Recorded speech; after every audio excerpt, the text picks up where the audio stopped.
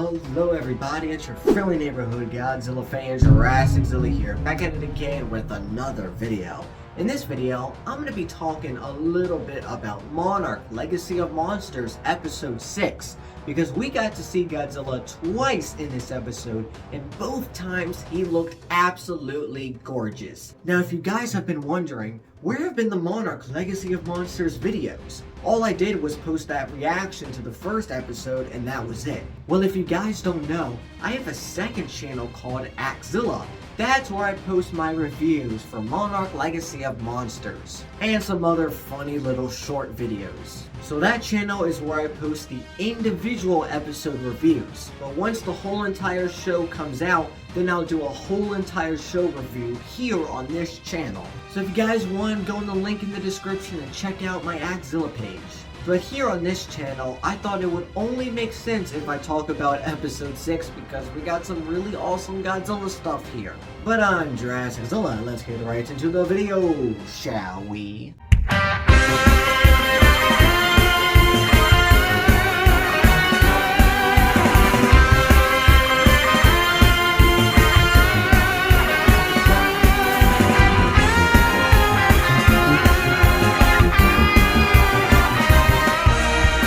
Just your friendly neighborhood Godzilla fan. Yet again, if you want to know what I thought about episode 6, go to my JurassicZilla page, link in the description, and maybe you want to watch that review first, because here, I'm probably not going to talk about the whole entire episode. But in the past episodes of Monarch, we've only seen Godzilla during the 2014 flashback and the Castle Bravo scene where he got blown up in the face by the nuclear bomb. And I loved those two scenes. It was so awesome to see Godzilla in that environment. And then here we get to see even more Godzilla. And I do just want to mention, I absolutely loved that Monster Island reference. But anyway, in this episode we have this new character who reminds me a lot of OB from the Loki series. But he built this Titan tracking device where it emits this sound and apparently Titans might be drawn towards it. Sounds familiar? Yes, this sounds a lot like the Orca from Godzilla King of the Monsters. But let's go back to episode 3 real quick. In episode 3, they thought that Godzilla actually had died from the nuclear bomb that they blew up in his face. But here in this episode, they're getting some readings of this Titan activity and they don't know what Titan it is. But soon they find out that Godzilla is the Titan that they have been tracking.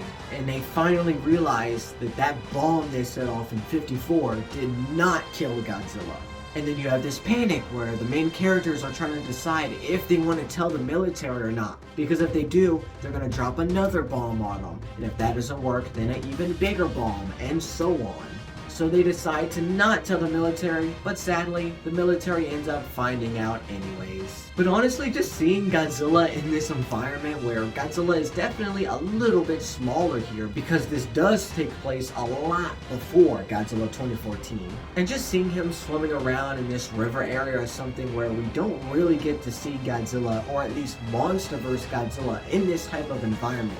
So seeing him here was just really cool. But if we flash forward to the present day scenes they have in this episode, the main characters finally end up finding their dad after many episodes. And we find out that his dad has the same device that was used to draw in Godzilla. So our main characters wave to him like, "Hey dad, hey, it's been so long." And his dad waves back, but he's telling them to get out of here. And then soon after, Godzilla rises out of the ground, a lot like Mothra vs. Godzilla. The CGI in this scene looked absolutely beautiful. They made Godzilla look a lot more like a reptile here. He truly did just feel like a ginormous lizard. Very amazing to see Godzilla in the daytime. After Godzilla rises up, he does his classic roar and then walks off in the distance. It looks a lot like the end of Godzilla 2014.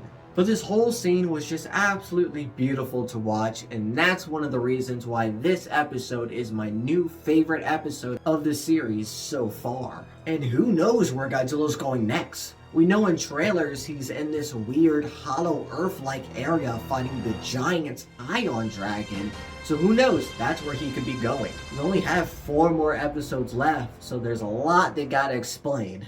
But anyways, there's a lot of other stuff that happens with the main characters that if you want to find out, go watch the episode for yourself, or you can watch my review on my JurassicZilla channel. But really, that's going to be it for today's video. Just want to let you all know that episode 6 of Monarch Legacy of Monsters is phenomenal. It is awesome. Sure, there are some little tiny small details and things that I didn't really like about the episode, but overall, it's amazing. Possibly a 9 out of 10. But let me know what you guys think in the comments, and as always, have a great Godzilla day.